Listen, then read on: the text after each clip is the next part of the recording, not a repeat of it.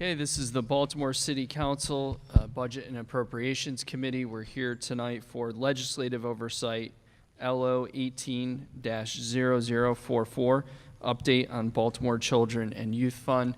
I'm Councilman Eric Costello from the 11th District. I chair the committee. To my left is Councilman Leon Pinkett from the 7th District, Vice Chair of the committee. Thank you, Mr. Chair. To his left, Councilman Chris Burnett, 8th District. To my right, City Council President Bernard C. Jack Young. To his right, Councilwoman Shannon Sneed, 13th District, member of the committee. To her right, Councilman Zeke Cohen, 1st District. To his right, Councilwoman Sharon Green Middleton, Vice President of the Council from the 6th District and member of the committee. And Councilman Robert Stokes, 12th District. In addition, we are joined by Lester Davis, Deputy Chief of Staff to Council President Young, and Jeff Amoros representing Mayor Catherine Pugh. We also have Liam Davis from the Council President's Office and Rebecca Tabb, who is counsel to the City Council. Before we begin, a couple quick items. Number one, if you have a cell phone, please turn your cell phone to silent, off, vibrate, or some other setting which does not make noise. This hearing is being streamed online and is on Comcast Channel 25 right now. So if you are speaking, please be sure to speak into the microphone. If you are not, I am going to politely interrupt you and ask you to speak into the microphone. Otherwise, while we can hear you and hear, the folks that are at home watching this on TV cannot hear you. We've also been joined by the Council President's Legislative Director, Michael Huber, as well as the Mayor's Office Director of Human Services, Terry Hickey. Before we begin, one other thing, I'm going to turn it over to the Council President in a moment for introductory remarks. We are then going to have a presentation from the Baltimore City Youth Fund, and then we will take questions from council members, and finally we will take testimony from the public. So with that, Mr. President.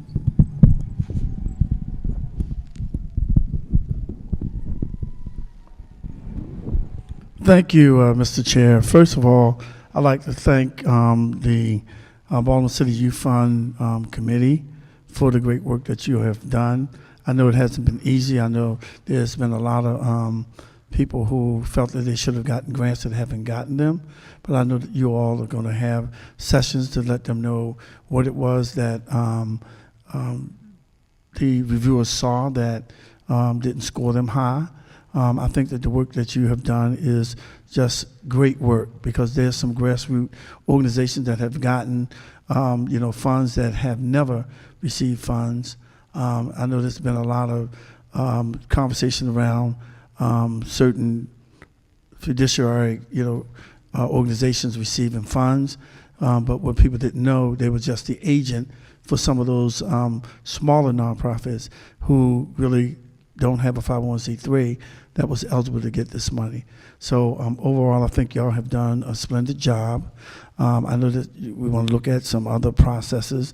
I guess the public will speak to some of those, but I think the job that you all have done has been a great job. I wanted to make sure politics was out of it, and politics have been out of it. Like I mentioned before, if any of us call for any particular organization, just X that organization out. That's political, interference. So I want you to keep up the great work, keep reaching out, let those organizations that have not been able to receive the grant, let them know where they fell short and what we can do to help them the next time to get the grant. Like I told some of the other organizations that have received the grants, if you're not meeting the target that was set, then you will not get funding the next go round, because you have to make sure that whatever you put in that proposal, that grant, you follow it to a T. So with that, Mr. Chair, I want to thank you for this opportunity to thank them for a job that I think is well done. Thank you.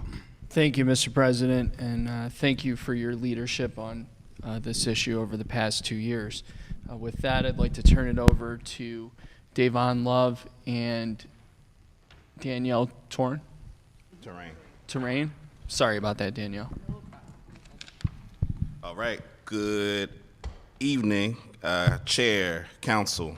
My name is Davon Love. And I'm Danielle Terrain. And so we're going to go through just a brief slideshow that really shows some of the things that we've done with the Baltimore City Children and Youth Fund over the past almost 18 months now. But before we do that, I actually think it's important to give some broader context around just what inspired our work on the Youth Fund. And so, as many people know, my organization, Leaders of a Beautiful Struggle, one of the things that we've done is really stress the importance of investing in grassroots organizations that traditionally don't get access to dollars. And so throughout the time of our work in advocacy, came across Danielle Terrain, who at the time was at the Casey Foundation. And during the uprising, one of the things that we think was important was that people really got a chance and opportunity to see a lot of the deficiencies that existed in the landscape around the philanthropic sector, particularly around access to dollars to organizations that were really on the ground, the ones that were really instrumental at being able to address many of the concerns that the uprising really illuminated. And so as a part of that, one of the things we had worked on projects prior at looking at community-based collaborative approaches to grant making. And so that included, one example that I'll give is that in West Baltimore, there's a federal government grant, the B-City grant, that comes out of RECAST. And we actually collaborated on making that, this was in 2016, collaborated on making that a process by which the people in those three neighborhoods, Upton, Druid Hill, Penn North, and Sandtown, were able to have residents that made decisions about where those dollars went from the health department as it related to violence prevention and youth development. And so that's just one example of a lot of the different efforts that we've collaborated over the past couple of years. And so when the Youth Fund emerged, we saw it as an opportunity to try to instill those kinds of principles into a fund that would last in perpetuity, that would be funded by public dollars, and that would provide an opportunity to really change and shift the philanthropic sector in a way that would allow those organizations traditionally marginalized to be able to have access to those dollars. You want to say a few things about that? Sure. So as Davon has lifted up, this work is informed by years of work, actually as volunteers. And we often get the question as a team, like, how is it that you're pulling this together? How is it actually possible? It's actually possible because one value that we hold as a team, and one thing we agreed upon very years ago, was that it would be important to pull people along, all of the folks who've been really testing these approaches and really trying to tackle these issues over the course of years, and I mean 20 years of work, where folks who've mentored us, who connected with us during that time when I was at the Casey Foundation, shared practices, lessons learned from years of work.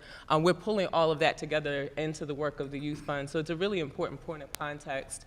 Also, while I was at the Casey Foundation, I had a colleague who's not here today, but Samantha Mellerson, who was actually leading the Casey Foundation's national capacity building portfolio.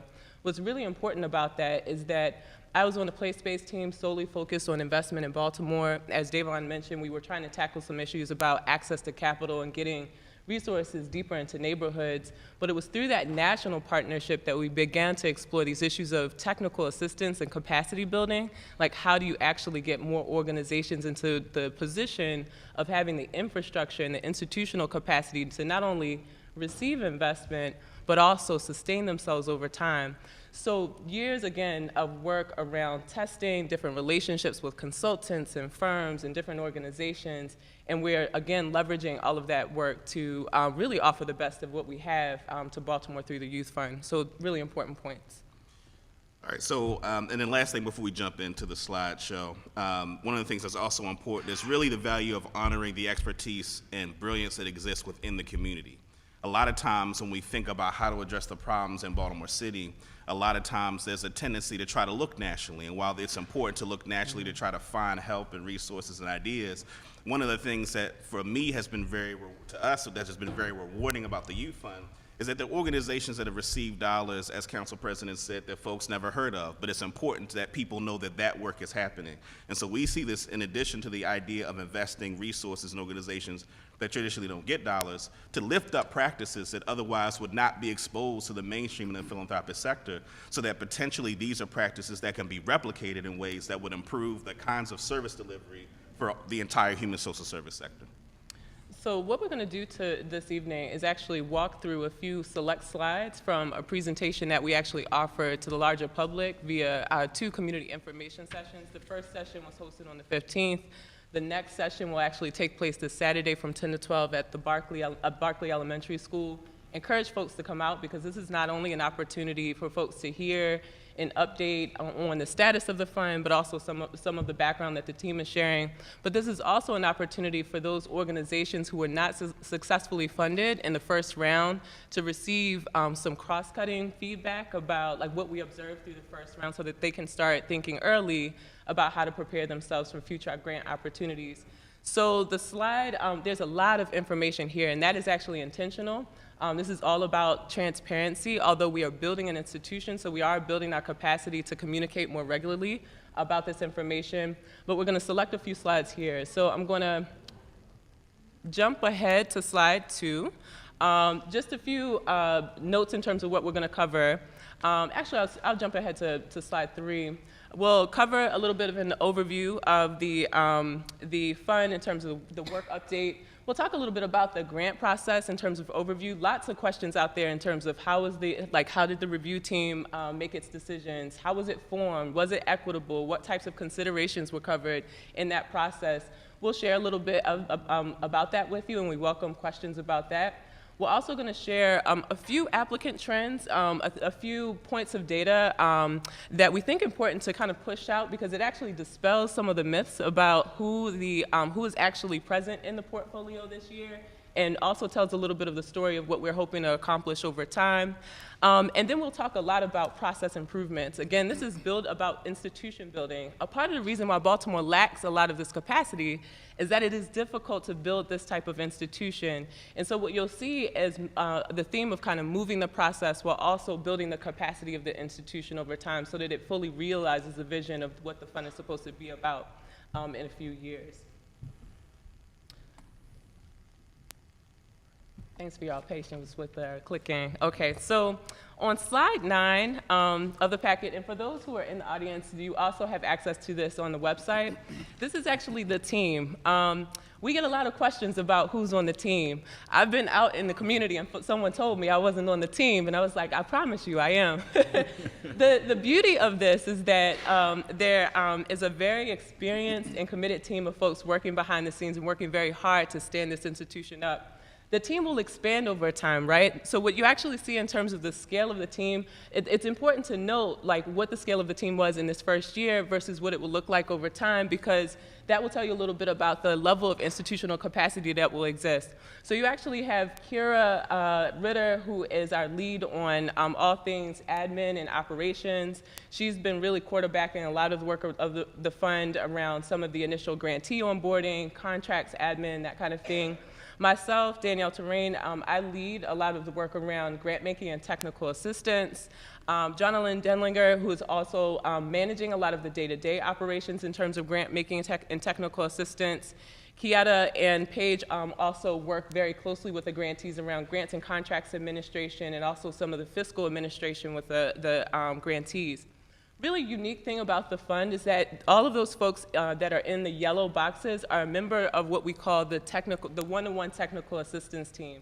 This is the first part of a larger build-out of what we see as a really special point of infrastructure for Baltimore.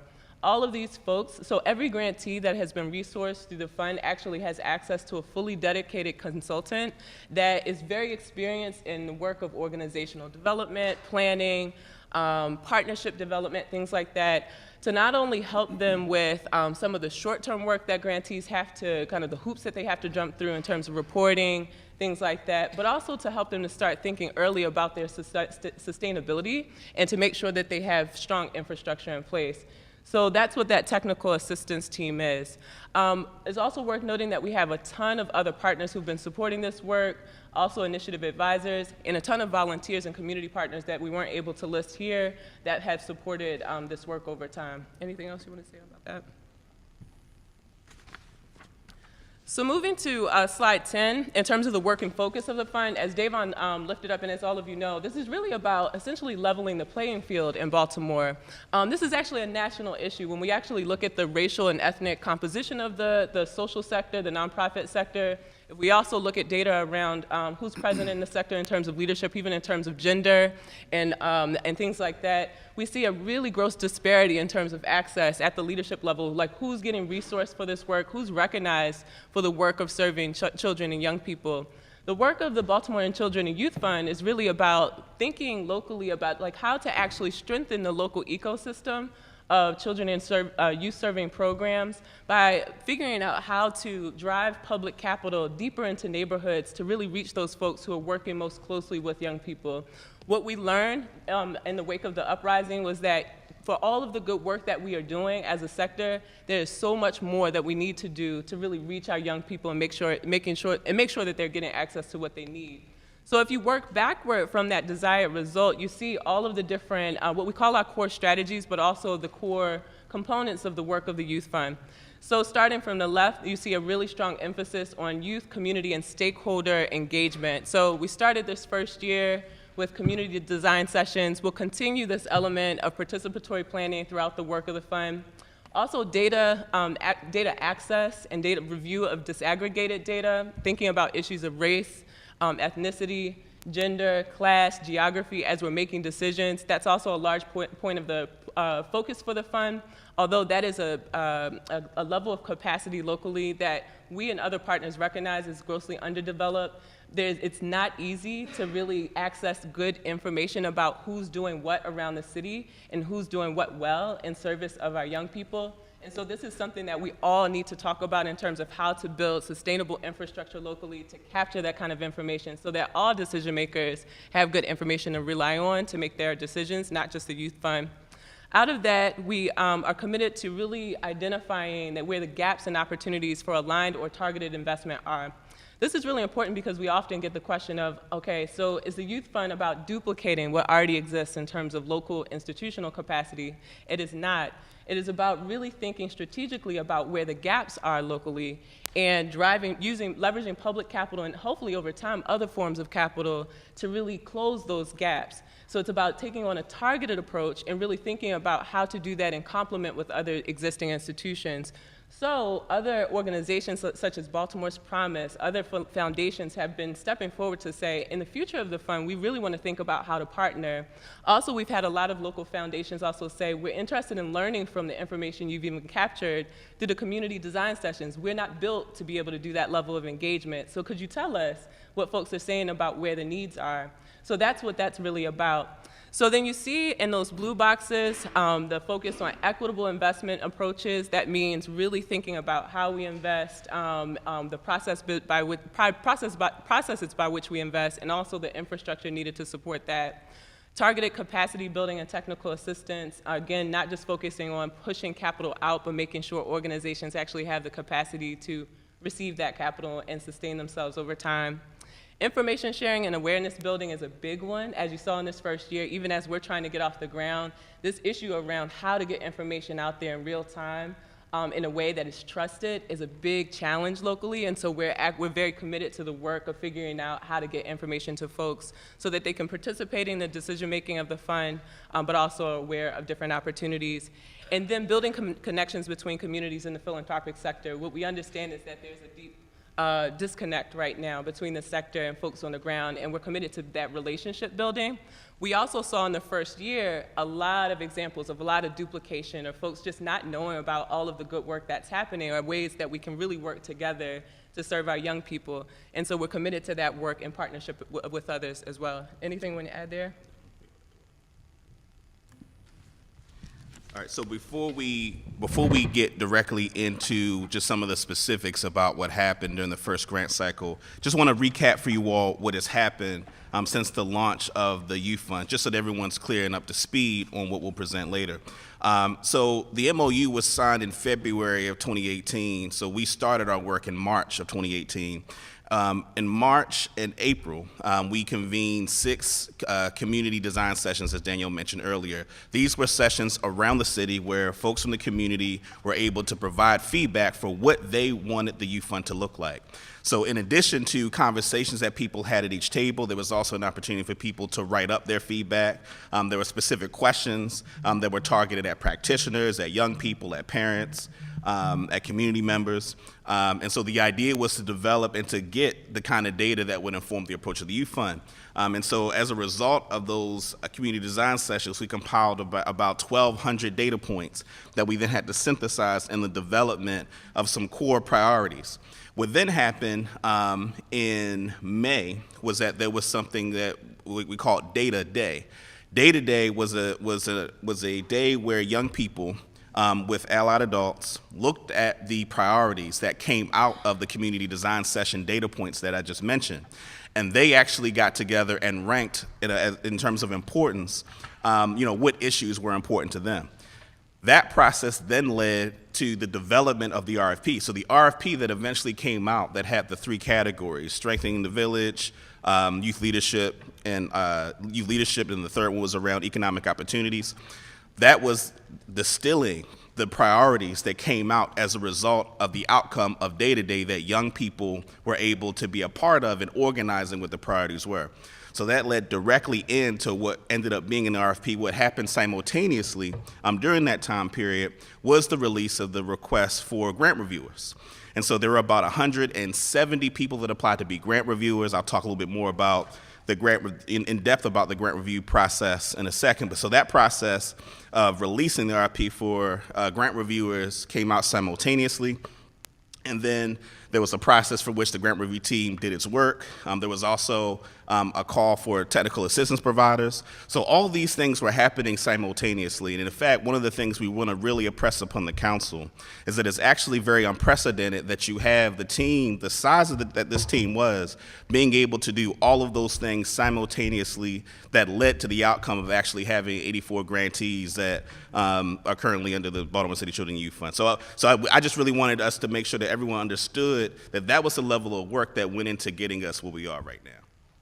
Okay, so as we transition, we're going to transition from slide 12 to slide 15 and talk a little bit about some of the, actually, do you want to do budget first? Yeah, let's do the budget. grant, yeah. So we're going to actually transition to slide 17, I'm sorry guys, and talk a little bit about allocation of capital. Yeah. So a couple of things I want to highlight. You got to push the button on it. So a few things I want to highlight there is that, so one of the things that comes up and one of the legitimate things that people raise in, the nonprofit sector is the question of overhead, right? And one of the things that's really important for people to understand is that the work of administering a grant portfolio and building an institution are 2 separate costs, right? So this is what Associated Black Charities was tasked with doing, right? Building an intermediary that would manage the youth fund, governed by the principles set out by the task force, but also building out the infrastructure for the intermediary in addition to administering the first-year grants. What I want to highlight is that what we have on there is you see the blue where it's the direct grants, you see the red, which is the admin, and the 6 as technical assistance. One of the things that's really important is that in many contexts, as Danielle has mentioned, technical assistance and capacity building is not something the philanthropic sector is excited about funding. A lot of people might mistake that technical assistance part of the graph for administration. It's really important, again, to impress upon the council that that expenditure of technical assistance is as important, if not more important, than the actual direct grants. Because what the technical assistance does is that it provides the opportunity for organizations to have access to the kinds of things like bookkeeping, administrative acumen, the kind of things that would allow them to be more effective at receiving dollars so that the direct grants that are provided to these organizations is actually able to be used in a responsible way that would also provide opportunities for these organizations to receive other dollars.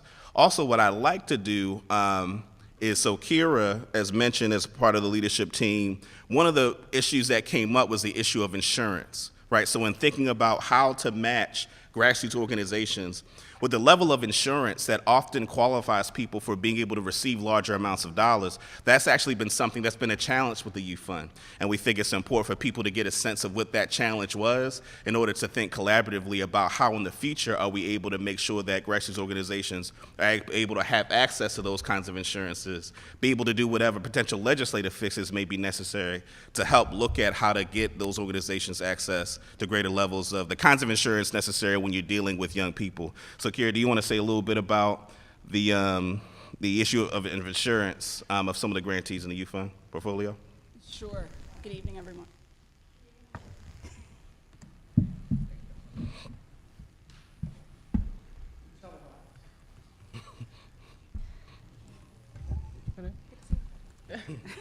Good evening. So we have 84 grantees, and to date, about 72 have received their grant funding.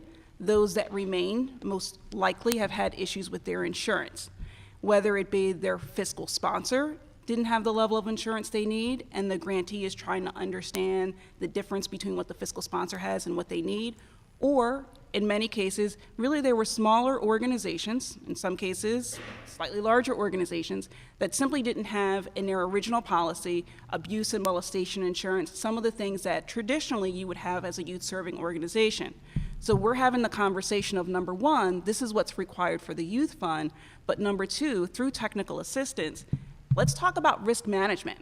Let's talk about why this is important, why we have this. And though there may be requirements for the Youth Fund, looking at your organization as a whole, not just your program, but your organization to see how are you sustainable? How are you setting yourself up so that if something happens, you don't go out of business and you don't get sued personally.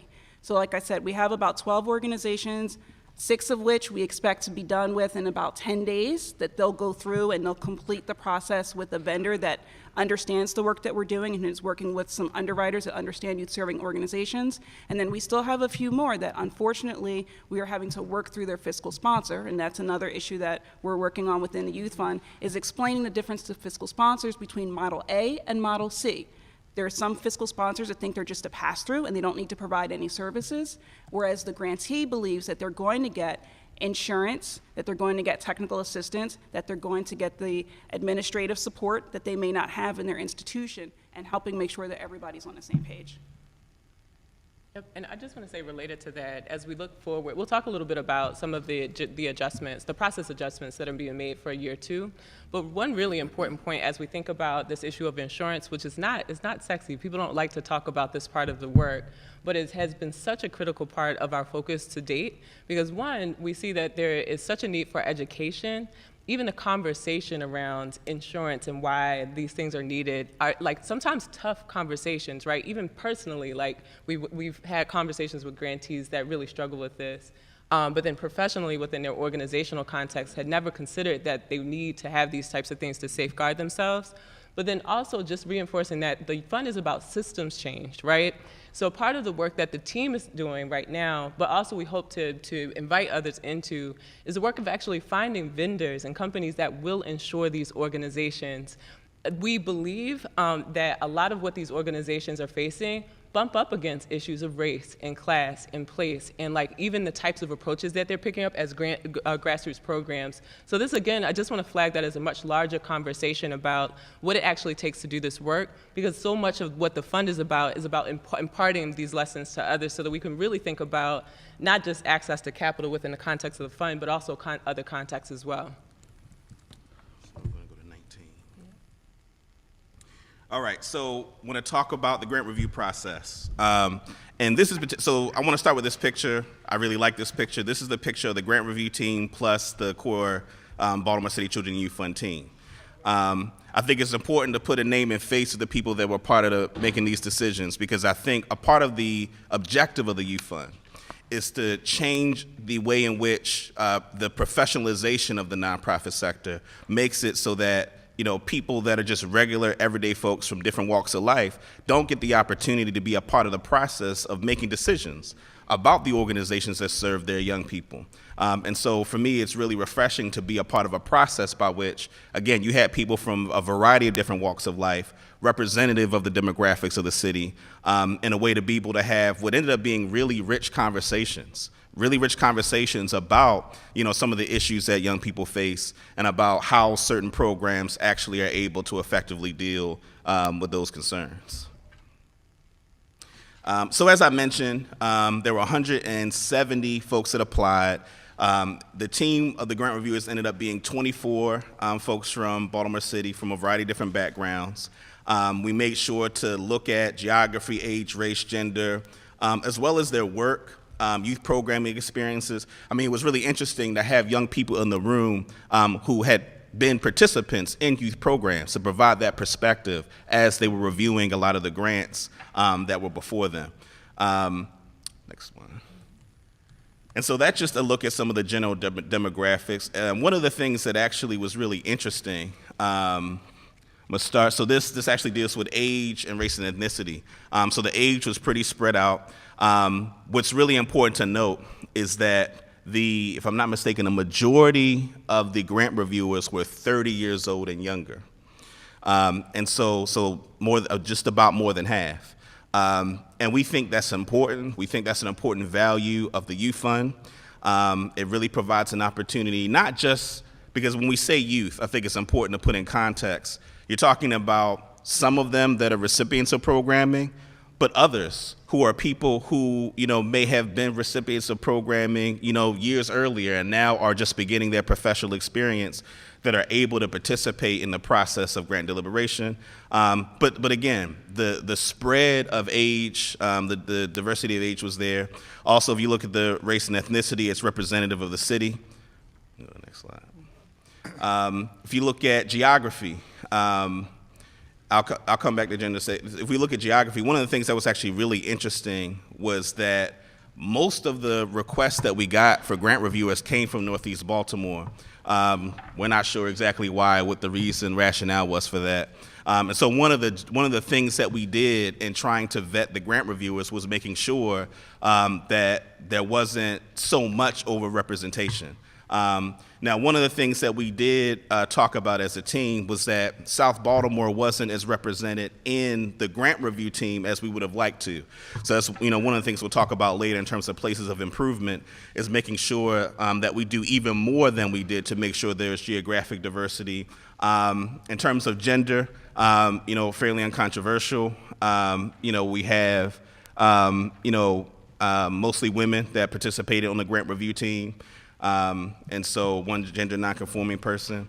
So in many respects, the grant review team was diverse, representative of the city of Baltimore, and again, we think that's important in changing the nature of the sector.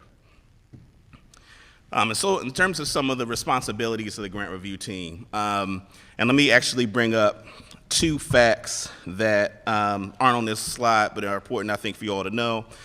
There were $75 million worth of requests to the Youth Fund. So that's really important to keep in mind. So $75 million in request, compare that to the $12 million of the Youth Fund. And so the reason that's important is because we got 487 applications. And so that meant that the grant review team of 24 had a lot of applications to review over the 6-week process of the grant review process. And so what was important was that each application, there was at least 3 people that read those applications. And that a part of what happened was that there were larger conversations that were had. So it wasn't the kind of process where people just scored it and the scores is what determined it. There was a process by which after those scores were generated, there was a collective conversation about the portfolio. Conversations about, what may have been missing. What are some things that based on this portfolio, may not be representative of the values of the grant review team and what it wanted to project for the first year of the Youth Fund. Those are the kind of questions that were asked, and so it was a combination of kind of small group conversations and large group conversations. These deliberations happened at BCCC, and so those were the kinds of conversations that happened, and then after the course of those 6 weeks, the recommendations produced by the grant review team was then supplied to Associated Black Charities that ultimately made the final recommendation. So next, we just want to share a little bit about process improvements. Again, this is about the first year effort, some real differences between year one and year two, just as a sheer function of time. So the graphic that Davon referenced earlier, where we actually had a visual overview of the first year, I hope you guys noticed that there was a February start in terms of the work, and so that was actually when we could start anything in terms of the actual public process. So as it relates to the grant review team, that means that we were working with a very condensed period of time in which to try our best to stay true to the principles of the fund and the intent of the fund, but also make sure that this process actually happened in the first year, right? It was actually really important for Baltimore to see that this capital would move. So what that meant is that we actually had just a few weeks we still decided to issue a public application for grant reviewers. Although it was a pretty short period, we'd had a few weeks in terms of turnaround. What we actually look forward to is that now with this year, we actually have more time to do the work of targeted recruitment, outreach, education. We plan to be very present in different neighborhoods and really ask for your partnership in that in terms of getting the word out so that folks know about the opportunity to be a reviewer, understand why it's important, and can actually have time to actually work on their application. Also, in year two, you'll also see a longer period of time for actual training and onboarding of reviewers. So some of our reviewers are here today. We thank them for still showing up because they worked hard, y'all. It was a very intense process to make sure that they were fully up to speed on all of the context of the fund and the mechanics of the process, and even kind of the values that they needed to hold in this process, right? And so in addition to the work of reviewing. So this year we will actually have a longer period over a few months to actually onboard and train folks. We actually see that as not only a capacity building opportunity for the fund, but again, we look forward to some of these young people in particular getting involved in other decision-making processes around the city. So we're seeing that as a kind of an opportunity to double up in terms of that training and leadership development. So that's also something to look out for. Larger grant review team. So one thing I'll talk about a little bit later is the notion of shifting from that larger RFP. Again, our first year was really about staying true to what community members lifted up in the community design process, sessions. And one big major theme from those conversations was the importance of taking on an intersectional approach. That came from not only community practitioners, but also young people that said, as a philanthropic sector, you often silo us. As practitioners, we often have to identify ourselves as either a workforce program or a program that provides after-school enrichment. We actually provide a blend of all of these things when we're truly working at the neighborhood level, because this is a safe space where kids come for access to a lot of different things. So what we wanted to do in the first year was actually test what that might look like and learn from it, and then also use the data from the first process to say, okay, what areas of service were underrepresented in this first round of decisions? What types of practitioners were underrepresented? And what populations of children and young people were underrepresented? And how in year two can we better target resources to actually reach some of those populations that were underrepresented in the first year? Again, holding equity as a central principle and a guide for our process. So again, this theme of just really taking advantage of the additional time that we have to do all of that work. Anything else on that one? So we're going to go to trends. So I'm going to shift to slide 26 and 27 and talk a little bit about applicant and grantee trends. Davon mentioned this earlier. That first graphic there to your left, total funding requested, granted, and declined. Big talking point for the city. $75 million in requests, $10 million in available grants, right? That is a call to action for us all, to really think about how do we actually think creatively about how to fill this gap, because the youth fund cannot be it all. So we are actively in conversation with other local philanthropic stakeholders to say, how do we think about partnering? How do we tell the story of what is already being resourced in the city so that we can really think about what that gap means? So 75 million is a really important data point for this year. The second chart there, proportion of applicants and grantees by priority areas, that just simply shows that the nature of decisions that were made by the grant review team were very much in par with what we actually saw in terms of the overall distribution of applications. So what people applied for and said was needed in terms of service was very much on par with what the decision, the grant review team yielded in terms of decisions this first year. The next slide shows the percent of applicants and grantees by 501c3 status. This is really important because typically in a lot of, when you look at a lot of philanthropic portfolios, you will not see many organizations that are unincorporated, that don't have their 501c3.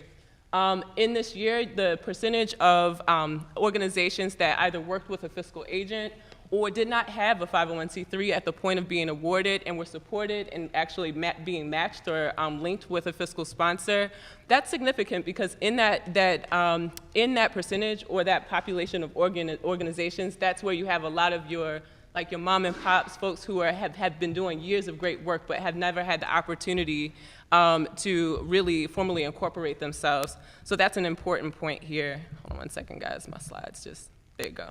So then the next slide there, we often have questions about the geographic distribution of applications and also awards. This shows you that, and as Davon noted, there are some areas for improvement. There are some things that we really need to think about in terms of areas of the city that were underrepresented, both in terms of applications, but also in terms of the resulting awards as well. But that's what that data will tell you as well.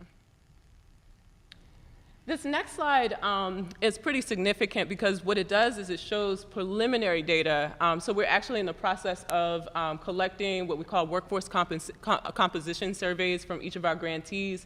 That will tell us a little bit more about how their organizations are really comprised in terms of leadership, like who's in leadership at different levels in terms of race, gender, age, position, things like that. From preliminary data, this is what the portfolio actually looks like. So you see about 63% of funded organizations this year is actually led by one who identifies as Black or African American. That means either a program lead for those who don't necessarily identify themselves as an executive director, but they're at the helm of the organization, or a formal kind of executive director. About 2% of programs is led by a Hispanic or Latino program lead or executive director, again showing an area of for improvement this year in terms of who we are targeting outreach to. About 35% of organizations is led by one that identifies as white or non-Hispanic or Latino. And then about 54% of funded organizations this year is actually led by a woman. So this data, y'all, is very significant, especially as you compare it to the composition of the sector, not just locally, but nationally as well.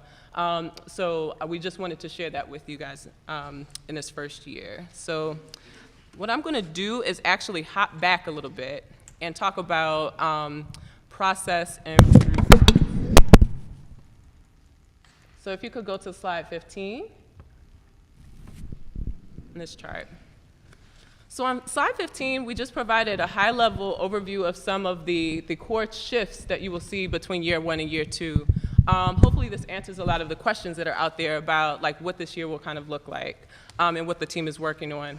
So I won't go through everything, but just at a high level in terms of infrastructure and staffing, the big thing is that the fund is currently anchored at its short-term home, which is the Associated Black Charities. That means we're also a short-term staffing configuration. Some of this staff may stay with the fund over time, but by and large, we're working with intentionally a short-term configuration so that as we learn more over time about what the fund needs to look like, we have the ability to really think carefully about what the long-term staff and team looks like. So that's why we've structured ourselves to provide that flexibility. In year two, what is going to happen is that the fund will become formally incorporated as the 501c3 and begin its transition into its longer-term structure. So you may see some leadership opportunities for the next team. So we'll need a lot of support in recruiting good folks to actually come on board with the fund and expand its capacity. And then you'll also see a larger focus on recruitment of external partnerships. So a lot of folks have asked, well, in year one, why didn't you do a lot in the way of partnering between institutions? It's because the fund was really in its infancy. But in year two, we're actually expanding out and really thinking about connections between institutions and things like that. Other big thing is that this year and year two, we'll also begin the recruitment of the first advisory board for the youth fund. That's a big deal because that is another part of the core decision-making infrastructure for the fund. The composition will mirror the composition of the review team, right? So we're looking for the same level of diversity and representation of Baltimore City. So again, start early in terms of thinking about who some good folks may be to serve in those different capacities. And again, that will be an application process and things like that. I'll skip over data. Technical assistance, the big point there is that, again, starting earlier, there will be many more opportunities for folks to get prepared for the next grant cycle. That is just as important as the funding itself. We see that those opportunities for free capacity building is really important.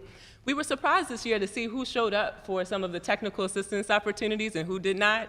All we're going to say is, like, please encourage folks to come out to take advantage of those opportunities, because we had teams of consultants that were sitting down for hours reviewing applications, providing feedback, helping folks to be able to, like, wordsmith and things, do things like that, because they were not at all involved in the actual decision-making process and were protected from that, and so could provide that deep level of support. So applicant technical assistance, also opportunities for grantee technical assistance, and many of these capacity building opportunities will be offered to the larger public. So whatever we can make free and available and open, we will make free and available to the public and open. We've already talked about the grant review team, and just skipping to the grant making process. Big shift is one larger RFP broken down this year into more targeted opportunities, right? That also means that the grant review team will also mirror that, so we will have a larger grant review team that will break into subcommittees where we can do much more intentional training and onboarding by content or topic area, or geography or area of the city, for example. So you'll see that shift. The other big change this year is what we're calling the letter of intent period. So instead of starting with the big RFP, what we're actually going to do is release a solicitation for letters of intent, like a 1 or 2 page document to say, hey, who are you? What are you doing? Tell us about your good work. What do you think your proposal may be?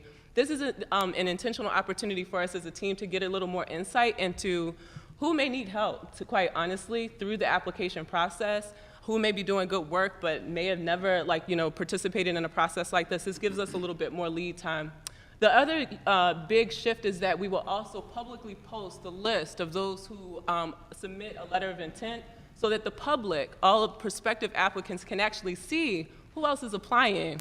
It's amazing, even as we've been onboarding grantees, to see how many grantees even were like, man, like, if I had known you would have, we could have partnered up, we could have shared costs, we could have shared the same accountant, things like that. We're thinking about how to really maximize use of these dollars and these opportunities. So we think on our part, one thing that we can do is share information about who's thinking to apply. Our hope is that folks will find potential partnerships and collaborations in that, and then also think more strategically about where they come in. The issue of duplication was a very big one this year. So do you want to say anything a little about that? We should probably just let them ask questions. Okay. So I think we're going to pause here, because that was a lot of information. And do you guys have any questions for us?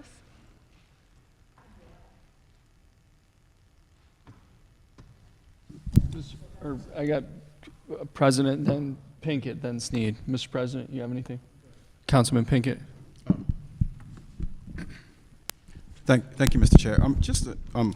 My first question, where is it? Where it talks about the applicants, grantees, and decline related to serving each region. Is that the population, where the population is that they will serve, or is that where the organization is actually housed? At current, that shows where the organization is actually housed, because that's the data we have access to. We'll release another layer of analysis that will tell us about, that will reflect the actual program sites, Yeah. which in some cases is a little bit different. Because for me, that's the critical Yeah, it piece, is. not the physical address, but the population. Mm-hmm. Because it kind of leads to my next question, is that, was there data or measurements to show, for example, maybe this particular program or organization didn't receive a grant, but the population that organization, that service that would have been provided by that organization was provided by another group that was serving the same population. So I just think that's critical so that, when you look at the declines, it doesn't mean that there was a population or a service that wasn't Absolutely. rendered because somebody else is providing that. Yeah, and I think, one of the important things about your question is that what it illuminates is that the data that we were actually able to get as a result of how many people applied, it's going to take a while, and we're actually in partnership with Baltimore's Promise that's agreed to have some of their staff do some data analysis for us. That level of detail is actually the kind of information that would be unique to the Youth Fund and would allow us that level of analysis to be able to do the kind of improvement of practice and look at more targeted funding approaches that other philanthropic organizations just don't have the data to be able to credibly support that kind of approach. Okay, good. I'm glad that that's a part of the plans. That was my only question. Councilwoman Sneed. Thank you. So thank you guys. I'm so excited because a number of the organizations that you provided funding to are in the 13th district, and they were actually grassroots organizations that were organizations that weren't funded very often. And I think one of them was actually just got off the ground. So it was great to see. My question, though, is on page 9. I'm just curious as to what's the difference between the red and the pale yellow boxes, I guess. Sure. So, spoke about this really briefly. So the folks in yellow are consultants. They're hired consultants, and they're onboarded for the sole purpose of supporting grantees. So what typically happens is that you're funded and you have no support. Like, you're kind of on your own to implement your program, adjust to any kind of emergent issues. What we thought really important to try to test out this year is the notion of actually having dedicated staff in the form of consultants that are there to support grantees through their entire kind of program year. So the folks in the yellow are our partner consultants. Those in red are our core staff. So the folks in yellow, are they paid out of the 1.2 million? They're paid out of the technical assistance dollars. So they're a part of the technical assistance team. Okay, and you talked about data before and everything going in. Do these folks have admins who are actually putting in this information, or are these folks that are in red putting in the information themselves? So is there an admin around? I'm just curious.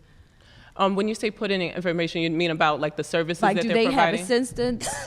Is basically what I'm asking. No, these are usually solo consultants. In some cases, if they decide to hire someone on to help them with their administrative work, they may do that. But a lot of times, these are like sole proprietorships. What each one-on-one consultant is required to do is actually submit a report monthly of what services they've provided to different organizations.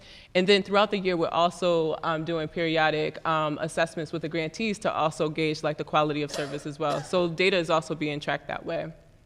Can I keep going? Can I have it? Please. Okay. And so you mentioned before how it's been complex of getting information out. And so I wanted to know how that is going to change in part 2 of this, of how you're going to get information out.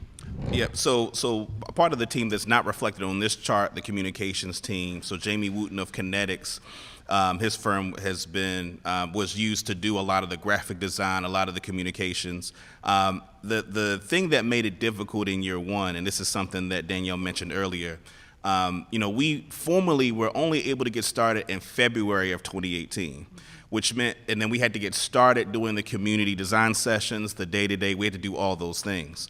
And so because of that, there was so much work that had to be done on the front end. We had to prioritize getting the work done as opposed to the work that it really takes to get the communication stuff off the ground. So our intention, given that we have more time, given that, there's more stability in terms of the staff, because one of the things that's important to remember is that, there were a lot of people that aren't on this chart that kind of dedicated their time in kind to the fund in terms of support. And so that really helped us be able to do all those things that we described and help to make them happen. And so it was really just a matter of prioritization, that we had to prioritize getting the work done. And so again, because we have more time this year, we'll be able to be able to have more regular communications to the public. Yeah, and related to that also, we learned a lot about what it takes to get information out in Baltimore. Like very different networks access information through different types of information channels, if that makes sense. And so we found that some networks were accessing the e-distribution lists, right? So we were pushing things out via e-distribution.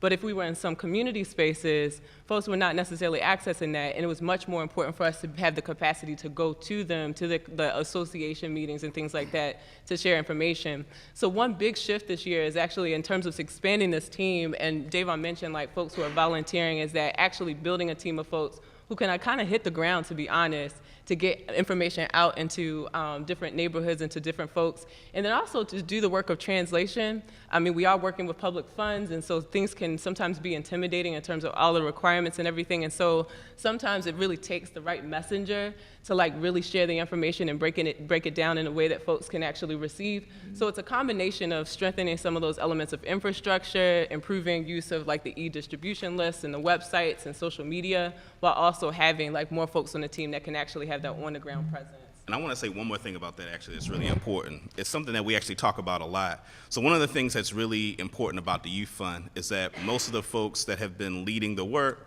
are young folks of color. And one of the things that's actually made the communication difficult is people's inability to believe that in Baltimore, young folks of color can lead a process of this caliber. So I think it's also important to put that in perspective. I mean, literally, I've had conversations where, you know, I'm talking to people about the fact that we were in the room facilitating the grant review team, right? That, I mean, I consider Danielle really to be the quarterback, you know, of this effort, and people have a hard time believing that, you know, both in the sector and on the community level. So I also think that that contributes to some of the problems of communication. It's just so much different than what typically happens in this town. Why do people have a hard time believing that Danielle's quarterback in this?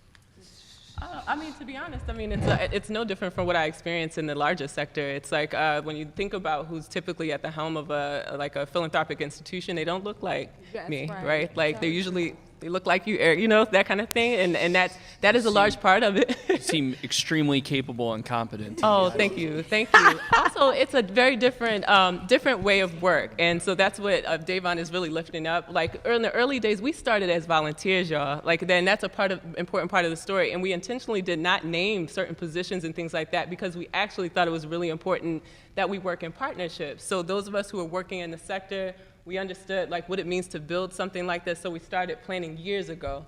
We had folks on the advocacy side of things that were partnering with us and doing that work across kind of like inside outside. That is hard for people to believe for some reason, but we believe that in order to really make traction on these issues, that's what we need to really think about in terms of collaboration, some unlikely folks. Also, folks have talked about the lack of diversity of the team. The volunteer base for the fund in this first year has been incredible. Folks from the sector, from outside of the sector, grassroots, just coming out to lend their time actually shows what Baltimore is really about. Like, folks really have just rolled up their sleeves, and they are so diverse, like cutting across all, like, you know, walks of life. But it's just hard to get people to believe that for some reason, so we can talk about. Yeah, I was being a bit facetious when I asked that question, but it's a little ridiculous to me that people think like that. And Yes, it is. Jeff, I don't know if mayor's office has any openings, but you should probably set your sights on Danielle. Wait a minute, I just have, Vice President Middleton, can I just ask one more? I yield to my colleague, Jasmine. Councilwoman Sneed. You talked about the fiscal source and how a lot of folks didn't have the fiscal source lined up. So I'm just curious if it was you pinpointing people where to go and how many actually fell under, how many organizations fell under the fiscal sources. Yeah, so this is very much our take on like the work of like matching or linking organizations with a fiscal sponsor. We thought it was really important to help grantees be well-informed consumers of fiscal sponsorship services. And so instead of matching organizations, we opted to partner with those organizations to share information about their capabilities and actually have conversations with grantees about their best match. In some cases, there were limitations in terms of like the actual mission and scope of the various fiscal sponsorship organizations and what that meant in terms of the best match of organization. Some, for example, have, like Fusion Partnerships has a very explicit lens around social justice, right? And so some organizations that were well aligned in terms of that mission were a natural fit. I appreciate your question, though, because fiscal sponsorship is such an important part of this. And our capacity to deploy capital is actually limited by the capacity of our fiscal sponsorship partners. And so we actually need to figure out a way to get more folks to invest in the capacity of those organizations so that they can actually anchor more organizations that sometimes choose not to have their 501c3 or are in a more developmental phase. And so it's a really important part of the work. And I guess mine is mainly a statement. I'm so happy that you are addressing the issue of insurance, because there's a lot of small organizations that are doing things, and at the last minute they find they need insurance to even be a part of applying for this grant. So helping them understand the importance of insurance and how you can connect with other bigger organizations that have insurance and be a spinoff of them. You are bringing into the fold small, and mostly African-American organizations that have been doing little things and they want to take it a step further. I also want to add that I know in the Park Circle area, they also have that business resource center that the mayor has started. So please try to utilize that space with some of the projects and things that you are doing on that side of town as well. That's great, thank you. Councilman Stokes. I just want to congratulate Associate Black Charities, because you had a microscope and people was probably looking for this to be a failure, and you came out a winner. But what I really appreciate is some of the mistakes, some of the things you did well, and you can enhance, and some of the things you didn't do well, you recognize that, and I really appreciate that, because that means a lot, having that said here at a forum, that everybody, if they watching TV, that you actually know that you can do better on some things. So appreciate that. Thank you. Colleagues, any other questions? Terry Hickey, do you have anything to add, or are you good? Okay. Okay, we are now going to move into public testimony in a moment. Marguerite, does anyone from the public wish to testify? Come on up. And if you could kindly state your name for the record, please and thank you. Thank you. Good evening. I'm Dr. Renee Tangela. And I'm Jewel Wilson. Renee? Say it again. What, Renee? Renee Okay, Tangela. I didn't, and Jewel Wilson? Yes. Thank you. I just wanted to make sure I had it right on the list here. We keep track, minutes, all that stuff. Thank you. We just have a 45-second demonstration for everyone present, and we would like you all to just inhale deeply, get comfortable, and inhale. Relax. Just let the breath go in through your nostrils and down through the back of your lungs, down, and just relax. And as you do that, there's something that's happening within your body. The endorphins are just being released and you're being relaxed. Oftentimes throughout the day, we don't get an opportunity to just sit still and just breathe. Just truly breathe for the benefits that it gives our bodies. So we are Peaceful Warriors, Inc. We are committed to providing meditation, mindfulness, and yoga to Baltimore City's youth and families. I'm an educator in Baltimore City Public Schools, been educating children for 18 years. And the BCY, having an opportunity to write a grant for BCYF and for the city in which I was born and raised has been life-changing for me. I'm a new organization, and we are not the young folks that they're talking about. We are the exception to the rule. We are recipients of the grant, and we are an exception to the rule, but we are ready and we are excited about providing health and wellness to the people of Baltimore City. And I mean, and that is our goal in which to do that. And we felt like an angel, heaven opened up for us to be able to do this. There was someone looking out for us, and we are so happy that we have this team here. And I know Davon, I worked with him at Baltimore City Public Schools years ago, and Danielle is our person. She's our tech person, and for her to take us on, us old pro, we talk her ear off every time we get a chance to speak to her about what we do, but we are committed to the work, we're committed to the city. We both are from Baltimore, and we're very excited to have the opportunity to do the work. Thank you very much, ladies, for the work that you're doing. We really appreciate it. Ms. Trueheart?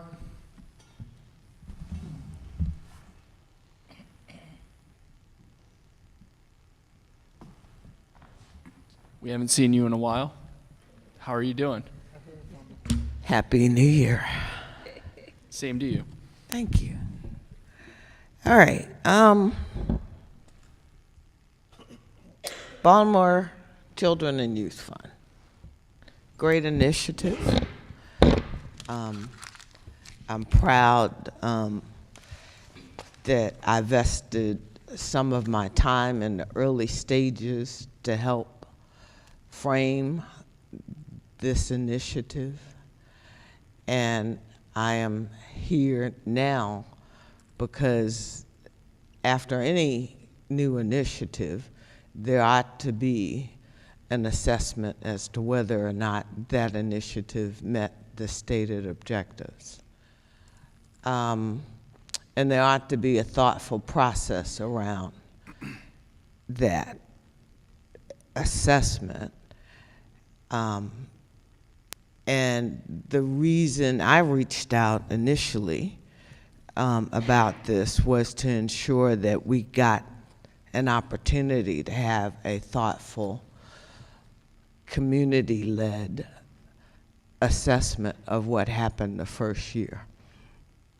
And while I appreciate the presentation and the hard work of ABC and the folks that it rallied to execute this first year, I still feel there is an opportunity to have the community involved in evaluation of what happened the first year.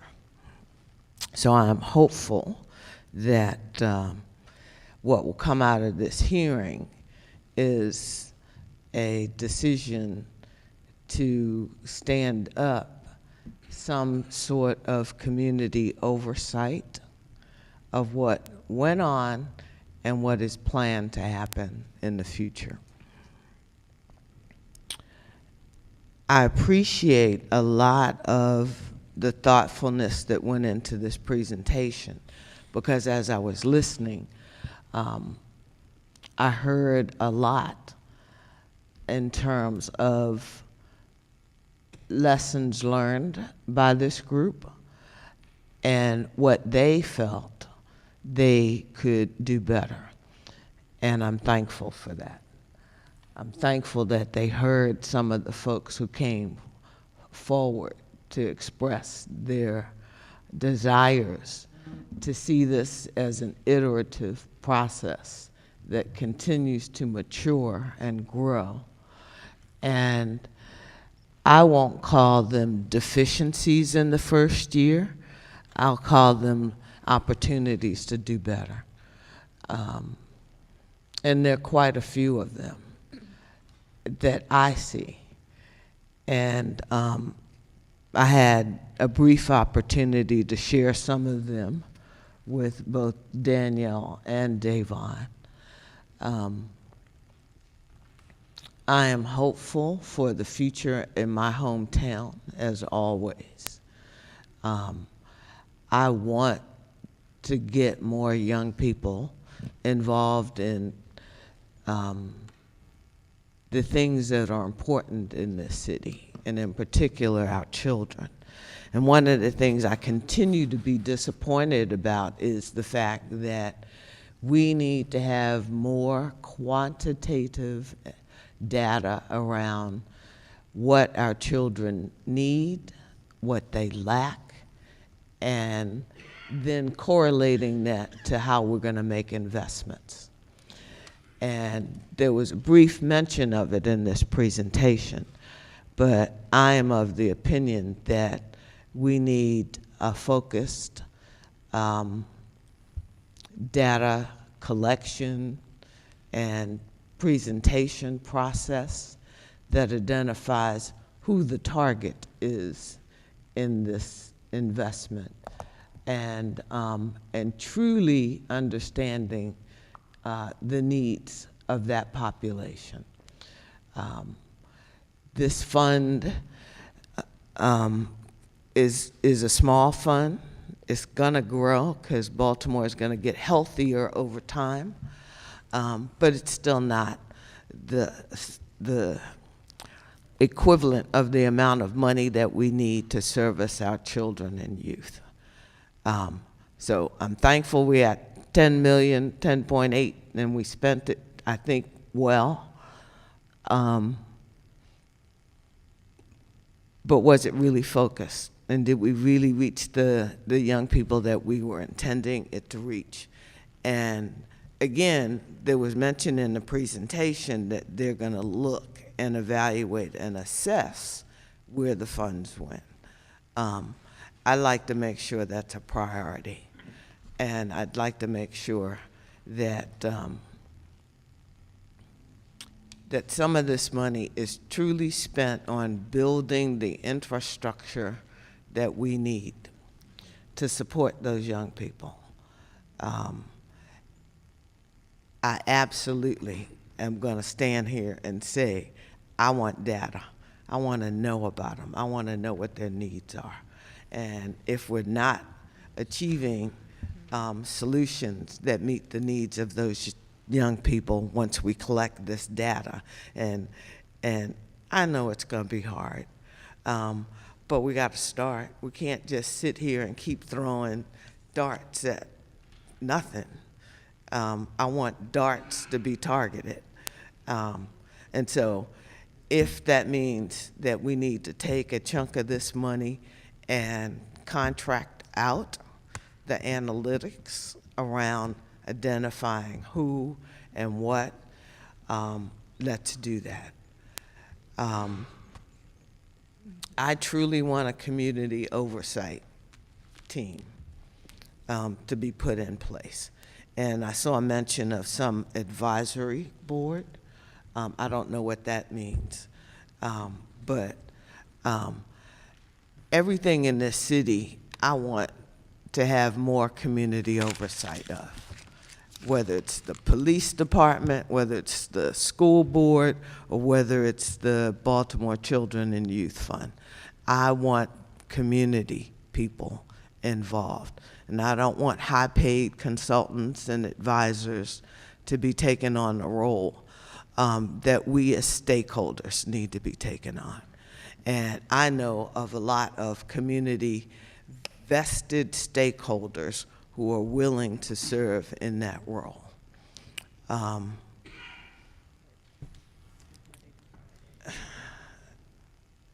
don't know. I don't want to be judgmental, but I am going to be honest, and I am going to be sharing my views and perspectives. And I understand why this room isn't packed.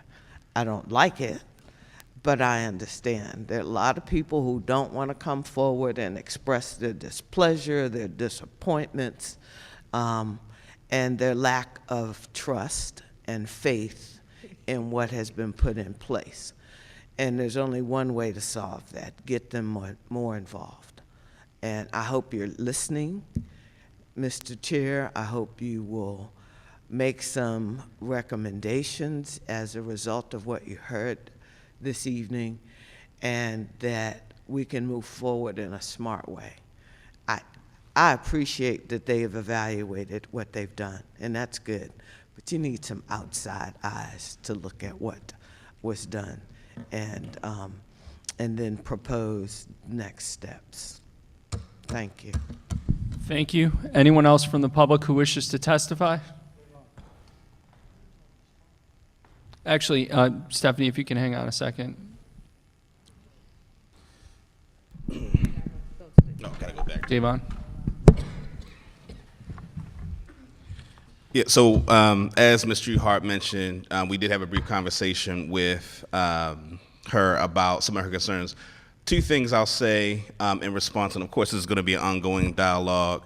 One is that one of the things that I think is a very important thing for us to be honest about is that this city operates in many ways from the vantage point of being very transactional. And one of the things that happens is that when for a long time, when you've been deprived of resources, it creates an environment where there are a lot of folks who rightly feel entitled to resources, right? Because they've been doing work in the community for a long time. And one of the things that has been an important value for us to stand strong on, and one of the biggest disagreements that we've had with folks that have expressed their displeasure, is that if we decide that we're going to be gatekeepers, and we decide that we're going to pick the people who get resources as individuals, then what happens when other people step into that role and decide that they're going to pick, who it is should get the resources? And so in terms of the level of transparency, I think given the time that we've had to be able to do this, that this is probably one of the most transparent processes. And I've heard this from other folks, in the community, folks who actually didn't receive funding, but also recognize that this is one of the most transparent processes that Baltimore has really seen around issues of grant making. And then the other thing I'll say is we welcome oversight. We welcome the opportunity for people to come and check everything. Everything that we've done is open to the public, completely transparent, even down to the rubric that we use to evaluate grantees, the rubric we use to evaluate people that were on the grant review team. All of it is completely public, and we would actually like for more people to dig more into what we've done, because I think if people dig more into what we've done, I think they'd actually be very impressed with, given the limited amount of time and that this being a pilot, they'd be impressed with the level of dedication and work it takes to even get the project to where it has gotten today.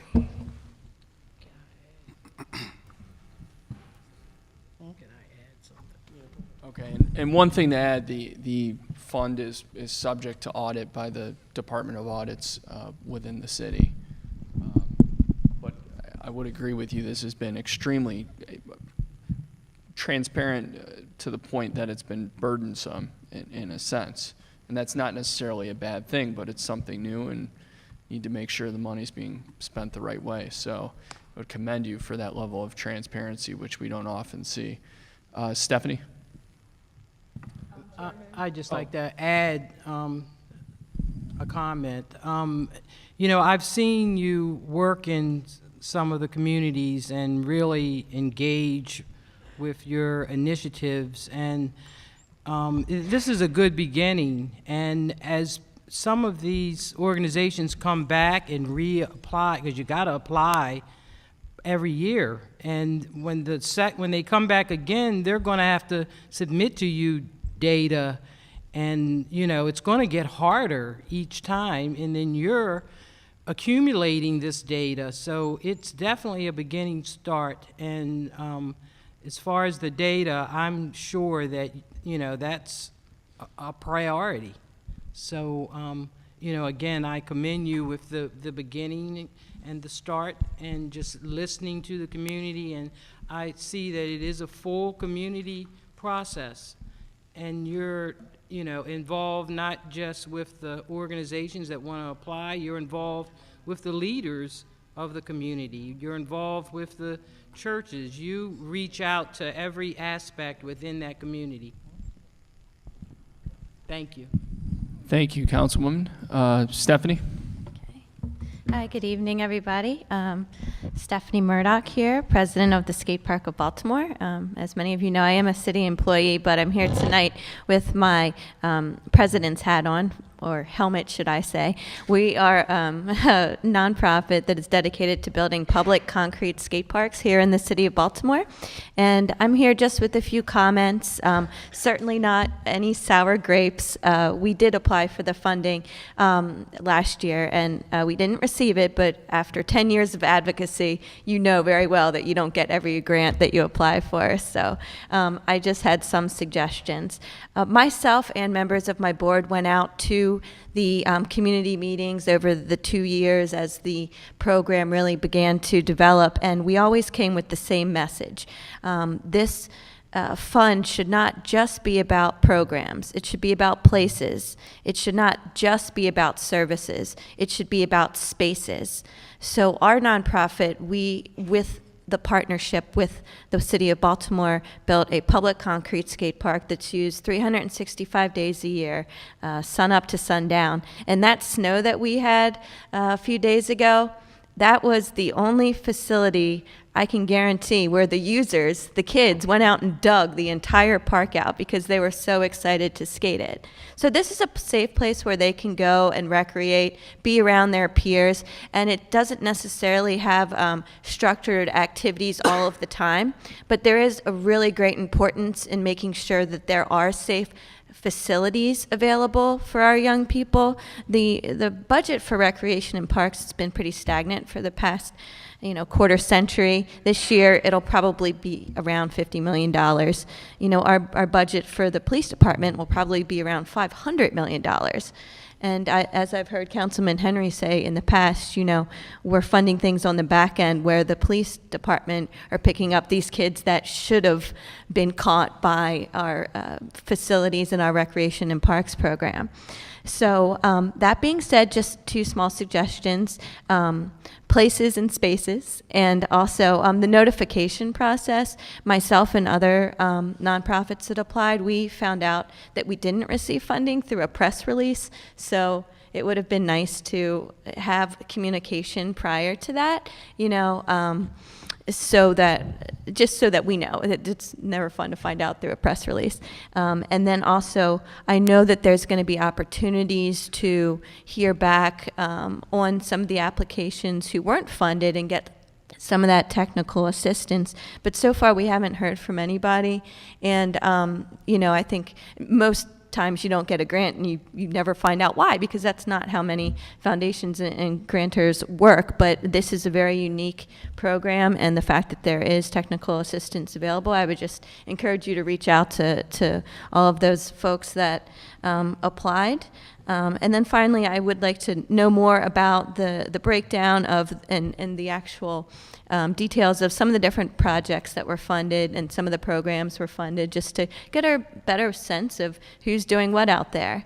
And I want to thank the council members, the council president, and all of you for your hard work, because the youth are our future and they are our greatest resource in the city. So I want to applaud your work and thank you for the opportunity to speak.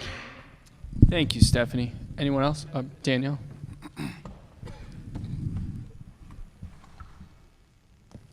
So I want to thank you for your comments, and I want to acknowledge that, again, there were many areas of the process this year that, because we were working so fast and so quickly, some things went as planned, some things did not. Sometimes technology works for you. When it goes bad, it goes very bad. What actually happened with a lot of the notification letters, they were actually timed. We had a system set up to push all of the application notifications out at the same time en masse. The server could not handle that volume of notifications, and also the influx of the messages that also came back from all of the bounce backs and things like that, because there were a lot of email addresses and contact information that were not entered correctly into the portal for application. So it took a lot of work on the back end to troubleshoot, to find out what was happening, why weren't these notification letters getting out to folks, and why were so many bouncing back. So as an alternative, what we tried to do was actually, again, this lesson learned in terms of how to get information out there quickly, was we actually issued a notice that let folks know that if they did not get their notification letter, and even to this day, if someone has not gotten their notification letter or an invite to request a meeting with the team, they can actually do that by emailing the info@bcyfund.org account, right? It's one account. We constantly, Kira actually takes lead a lot of times on monitoring that account, and that's actually how they can reach out to the team and actually request feedback. Also, because, again, of the volume of applicants and because of the profile of applicants, again, a lot of organizations who've never applied before, we wanted to be very careful about what the experience might have felt like for folks just receiving scores without the context or the ability to sit down with someone and actually discuss what those scores meant. So what we decided to do was actually review all of the applications and all of the cross-cutting themes, and also compile all of the feedback that came from the grant review team as they actually were reviewing to say, what were the issues with this year's applications, and what can we actually share with the public about what we learned from this process, what to think about in year 2. But also, a lot of those tips can also work with other funders as well. There were a lot of like cross-cutting themes around how much do you apply for? Do you need to go for $400,000 when you actually have not received funds before? A lot of these things that you've got to think carefully about. So we have another session coming up this Saturday. During that session, the feedback that is actually included in this deck is this feedback that we're going to walk through with folks who attend to walk them through the themes from this year in terms of applications. And then also email us if you would like to sit down with a member of the team to walk through your application one-to-one. Danielle, can you repeat the website and the email address, but Sure. much slower? You got the clicker? It's info, I-N-F-O, at bcyfund.org. Wrong way. Oh, you're going the other way? No, I was just trying to see if it was on the Oh, no, it's on the last, it's on the last slide of your deck. Can you pull that up? And Charm TV, I know you can hear me in the other room. Actually, I think it's, yeah, there you go. If you There can you go. focus on the screen, please. And Danielle, if you could read it out again slowly, the Okay. website and the email, please. So, okay, sure. So anyone who would like to request a one-to-one kind of sit down about their application, or would like to talk about anything related to the first year process or what's to come, email us at info, I-N-F-O, at bcyfund.org. That's our common email account, and we monitor it every day. You also have the email addresses for those of us who are leading the various teams, and we're happy to meet with you guys. So, And then the website is bcyfund.org. Yep. For Baltimore City Youth Fund, bcyfund.org. Great. Thank you so much. Thank you. Any other members of the public wishing to testify? Mr. President, anything to add? Okay, we are now in recess, and I'll be working with the President's office in Leicester and the President to schedule a follow-up in next couple months. Okay, thank you, everyone.